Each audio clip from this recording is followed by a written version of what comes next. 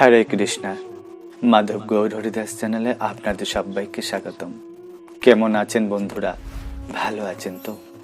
ভগবানের কৃপায় খুব ভালো থাকুন। প্রেম এবং ভক্তির পরাকাষ্ঠাই ভগবানকে খুঁজতে সাহায্য করে। ভগবানকে কোথাও খুঁজতে যেতে হয় না,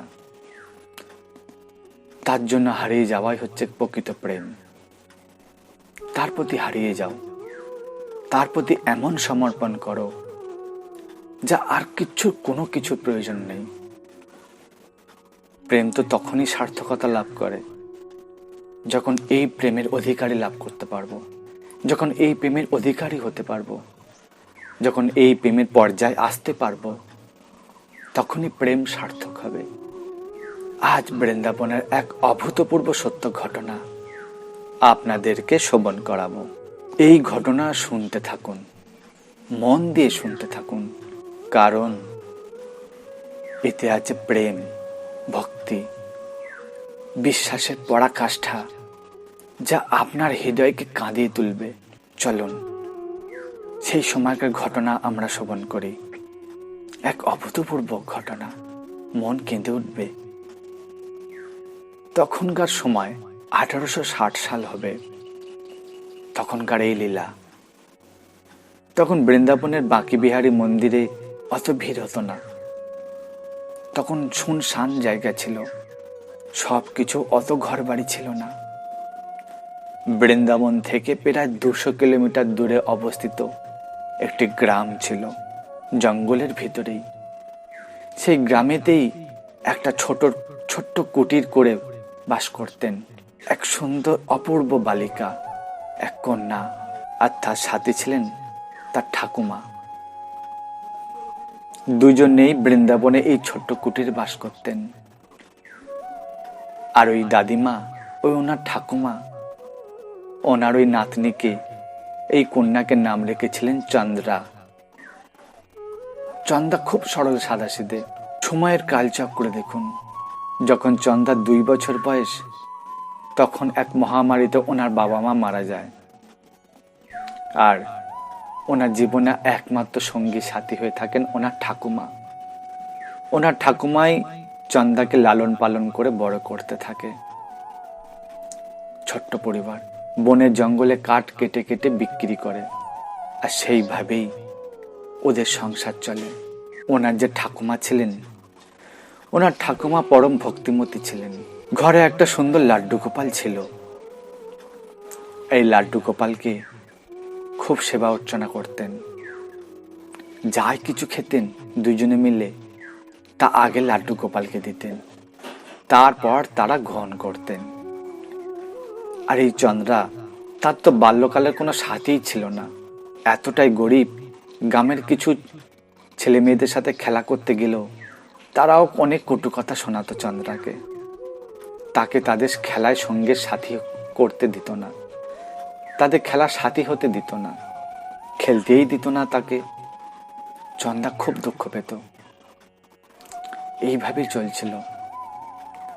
একদিনকার সময়, রাখি পূর্ণিমার সময়, তো গ্রামের কিছু ছেলেমেয়েরা দোকানে গিয়ে রাখি কিনছিল নিজের ভাইয়ের জন্য। চন্দ্রা সেখানে উপস্থিত ছিলেন, যে সবাই কি সুন্দর বোনেরা তার ভাইদের জন্য রাখি কিনছে, কত সুন্দর রাখি কিনছে।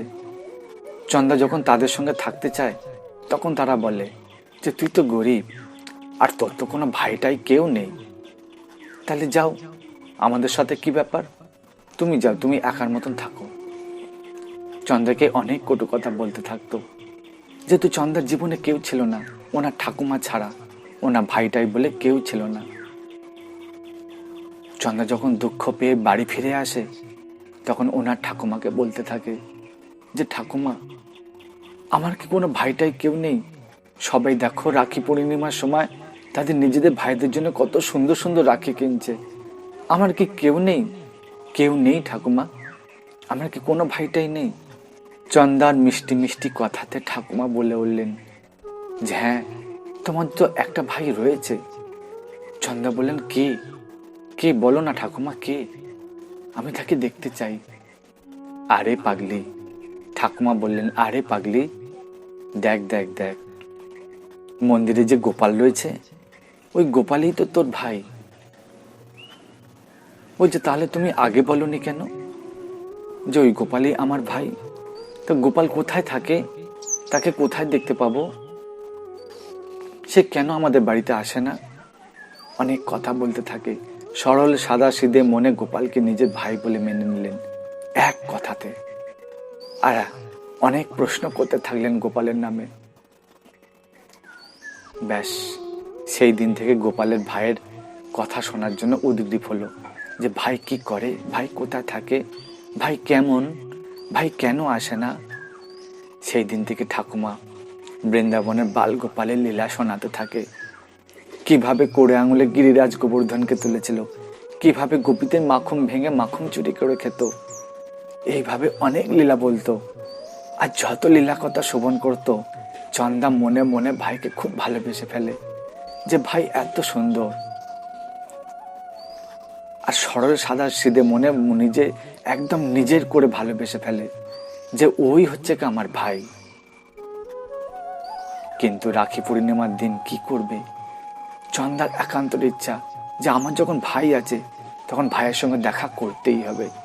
ঠাকুমাকে জিজ্ঞাসা করতে থাকলেন যে আমার ভাই কোথায়, কোথায় গেলে পাবো ভাইকে, একবার বলো না ঠাকুমা। ঠাকুমা বললেন, আরে ও কি সব জায়গায় থাকে নাকি? ও বেশি জঙ্গলের দিকেই থাকে, জঙ্গলে গেলেই পাওয়া যাবে। ব্যাস, রাখি পূর্ণিমা তার পরের দিনকেই চন্দা মনস্থির করলেন। ঠাকুমাকে না জানিয়ে চন্দা বেরিয়ে পড়লেন ভাইকে খোঁজার উদ্দেশ্যে। জঙ্গলের দিকে ছুটে চললেন, যে আমার ভাইকে আজকে আসতেই হবে। সবাই কি সুন্দর ভাইকে রাখি পরাচ্ছে, সবার জীবনে একটা করে ভাই রয়েছে। আমার তো মা বাবাও নেই, আমার তো ভাইও নেই। তাই আমি যখন ভাইকে পেয়েছি, তখন ভাইকে আমার সাথে দেখা করতেই হবে, ভাইকে আমার বাড়িতে আসতেই হবে।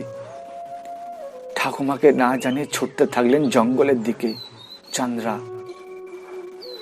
জঙ্গলে ঝোপঝাড়, কাঁটা ঝোপঝাড়, অগণিত কাঁটা পায়ে ফুটছে।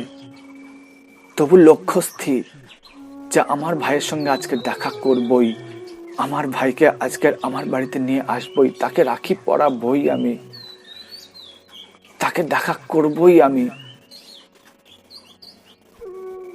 এত পরীক্ষা, জঙ্গলের ভিতর কাঁটা ঝোপঝাড় ভেঙে ছুটেছে চন্দ্রা। জঙ্গল, সারাটা জঙ্গল খুঁজতে থাকলেন, যে গোপাল ভাই আমার, কোথায় তুমি, কোথায় তুমি? কাতর স্বরে কাঁদতে থাকলেন চন্দ্রা। যেন মনে হচ্ছে সারা প্রলয় আসতে চলেছে। এমন কান্না, এমন কান্না যে পাথর পর্যন্ত টলে যেতে পারে। এদিকে পরমেশ্বর ভগবান তার হৃদয় টলে যাচ্ছে। সরল সাদা সিধে চান্দার মনে ভগবানের প্রতি এই বিরল প্রেম ভগবানকেও টলিয়ে দিচ্ছে, তার হৃদয় টলে যাচ্ছে। চন্দা অনেকক্ষণ খোঁজাখুঁজি করার পরে পেলেন না, তার নিজের ভাইকে দর্শন পেলেন না, ভগবানও দর্শন দিলেন না তখনও পর্যন্ত। তারপর আবার চেষ্টা করলেন। যেই আরেকটু এগিয়ে যেতে থাকলেন, পায়ে এত বড় একটা কাঁটা ফুলল যে চন্দা চিৎকার করে উঠলেন, ভাই ভাই তুমি কোথায়, তুমি কোথায়? তোমাকে একবার দর্শন করতে চাই। অঝরে পা থেকে রক্ত ঝরতে থাকলো।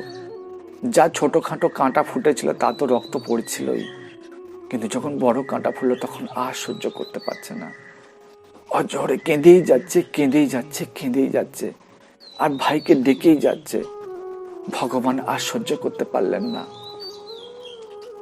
চন্দা মাথা নিচু করে কাঁদছেন, আর পিছন থেকে ভগবান 13-14 বছরের এক অপূর্ব সুন্দর বালকের রূপে হাজির হলেন চন্দার সামনে।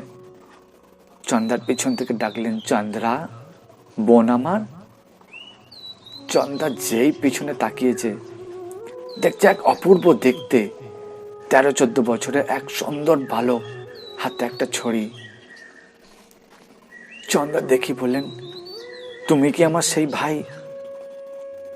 ভগবান বালকের রূপে বললেন, হ্যাঁ চন্দ্রা, আমি তোমার সেই ভাই, আমি এসে গেছি।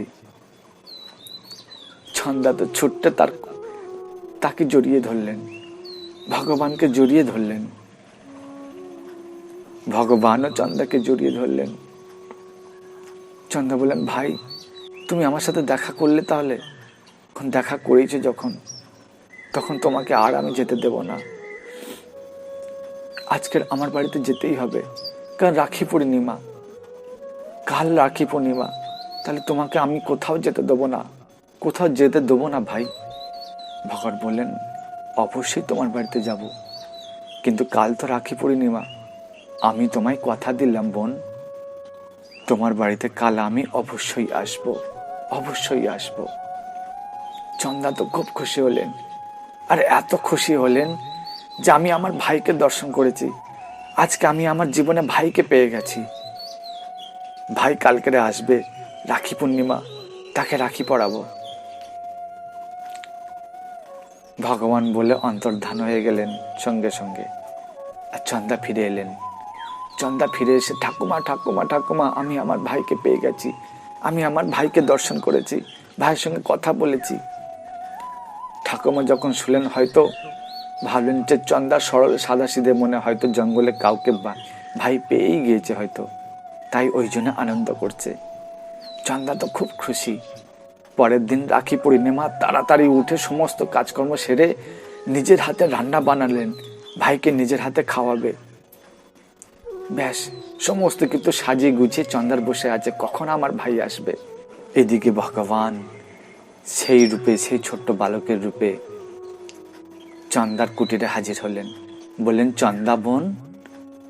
যেই চন্দা বোন বলে ডেকেছে, চন্দা বললেন, ঠাকুমা ঠাকুমা, দেখো দেখো দেখো, আমার ভাই চলে এসছে, আমার ভাই এসে গেছে। দাদিমা দেখে তো রূপে তো মন্ত্রমুগ্ধ হয়ে গেলেন, যে এত সুন্দর মনমোহক রূপ হতে পারে, এত সুন্দর দেখতে হতে পারে। আজ পর্যন্ত কখনো এইরকম বালককে দেখিনি। আর ঠাকুমা তো খুব খুশি হলেন যে চন্দার জীবনে ভাই এসছে। যাই হোক, চন্দা তো নিজে খুশি, ওর খুশিতেই আমি খুশি। ব্যাস ভাইকে সাদরে আমন্ত্রণ করে ঘরে নিয়ে আসলেন, তাকে বসালেন, নিজের হাতের বানানো ভোজন, নিজের হাতে চন্দন টিকা পরিয়ে দিলেন, নিজের হাতে ভোজন খাওয়ালেন, ভাইকে খাওয়ালেন। আর ভাই বোনের জন্য তার পুঁটলি থেকে এমন কিছু বার করলেন, চন্দা দেখে তো খুব খুশি হয়ে পড়লেন যে পৃথিবীর সবকিছু যেন আমি পেয়ে গেছি।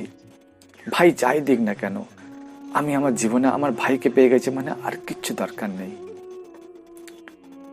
ভাই বললেন, চন্দ্রা এবার আমার যাওয়া উচিত, এবার আমি বেরিয়ে যাই। চন্দ্র বললেন, না ভাই, তুমি আমায় ছেড়ে কোথাও যাবে না, তুমি কথা দাও। ভগবান রূপী ভাই চন্দ্রাকে বললেন, চন্দ্রা এবার আমার বেরিয়ে যাওয়া উচিত। চন্দ্রা বললেন, বেরিয়ে যাবে? ভাই আমি তোমাকে এক মুহূর্ত যেতে দিতে চাই না, তোমাকে এখানেই থেকে যেতে হবে, যেভাবে হোক তোমাকে এখানে থেকে যেতে হবে, আমি তোমাকে আজ যেতে দিতে পারবো না। ভাই বললেন, চন্দ্রা আমার যেতে হবে, তোমাকে আমি কথা দিচ্ছি যে তুমি যখনই স্মরণ করবে তখনই আমি তোমার কাছে ছুটে আসব, আমি তোমায় কথা দিলাম। চন্দ্রা বললেন, সত্যি বলছো ভাই? তুমি কথা দিচ্ছ যখনই আমি তোমায় স্মরণ করব তখন তুমি আমার কাছে ছুটে আসবে?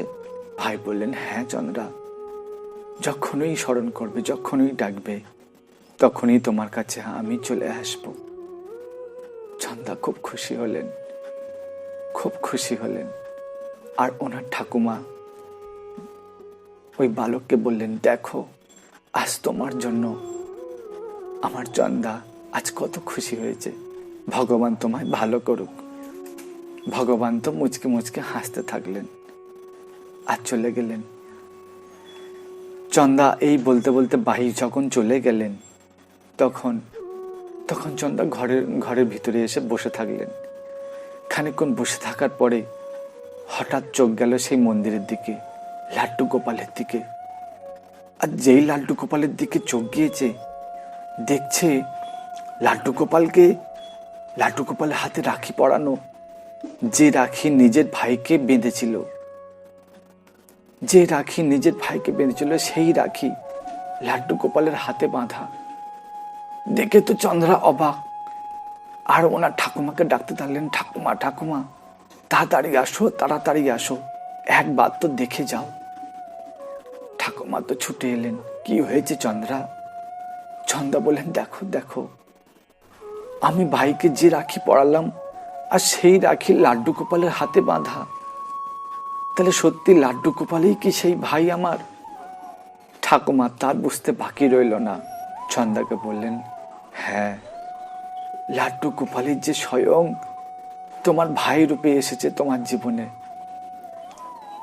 চন্দ্রা তো আরো প্রেমে মুগ্ধ হয়ে গেল যে যে লাড্ডু গোপাল ভাই রূপে আমার জীবনে এসছে, আমার কাছে এসে আমার নিজের হাতে ভোজন করে গেছে, আমার হাতে রাখি পড়ে গেছে, সেই গোপালই আমার ভাই। সেখান থেকে তো চন্দ্রা এত খুশি হলেন, মন্ত্রমুগ্ধ হয়ে গেলেন, প্রেমেতে মন্ত্রমুগ্ধ হয়ে গেলেন যে লাড্ডু গোপালই আমার ভাই। ব্যাস সেই দিন থেকে সম্পূর্ণ জীবন দাদি আর চন্দ্রা, ঠাকুমা আর চন্দ্রা দুজনেই গোপালের সেবাতে নিজের সমস্ত জীবনকে সমর্পণ করে দিলেন। গ্রামের কাছে তারপর দিন থেকে এটাই খবর যে তারপর দিন থেকে তাদেরকে আর কোথাও পাওয়া যায়নি। জয় শ্রী রাধা কৃষ্ণা, জয় শিব বংশী বহন মদন মোহন মুরারি লাল কি জয়, জয় বৃন্দাবন বিহারী লাল কি জয়। এহেন ভগবান দেখুন, পরম কৃপাময়, পরম করুণাময়, ভক্তের ইচ্ছা পূর্ণ করার জন্য ভগবান এহেন লীলা করতে পারেন। তাই যদি আপনার মনকে যদি আনন্দ দান করে থাকে, আপনার মনকে যদি একবার আনন্দে পরিপূর্ণ করে তোলে, তাহলে এই লীলা কথা বেশি বেশি করে শেয়ার করুন। আর এই রকমের সুন্দর সুন্দর লীলা কথা শুনতে চ্যানেলটাকে অবশ্যই সাবস্ক্রাইব করে রাখুন। জয় মাকে বিহারে লাল কি জয়, জয় বংশীবালী মদন মোহন মুরালি লাল কি জয়। হরে কৃষ্ণা।